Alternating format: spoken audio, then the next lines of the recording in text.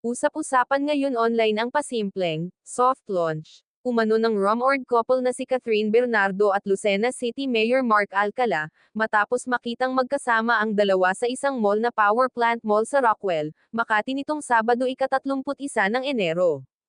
Sa latest episode ng Showbiz Update ni Ogie Diaz kasama si Mama Loy ay napag-usapan nila ang kumakalat na video ng aktres sa isang beauty clinic, kung saan naispatan sa salamin na tila ang alkalde ng Lucena City ang nagbi-video sa kanya sa date nila ng inang si Min Bernardo. Mayroon na raw nagsabi sa kanya na sinundo umano ng alkalde ang kapamilya actress sa isang restaurant matapos ang meeting nito.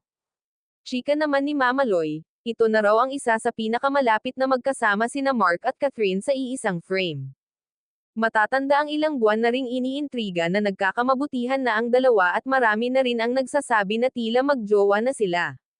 Ngunit sa kabila ng mga larawan at video na kumakalat online, wala pa ring naririnig na pag-amin mula kina Catherine at Mark hinggil sa totoong relasyon nila.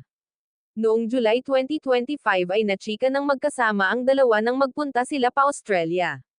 Bagamat hindi sabay sa flight, parehas na mataan sa airport sina Catherine at Mark. At isang buwan bago ito, may mga chika rin na umano'y pinasara ang isang restaurant para makapag-date silang dalawa.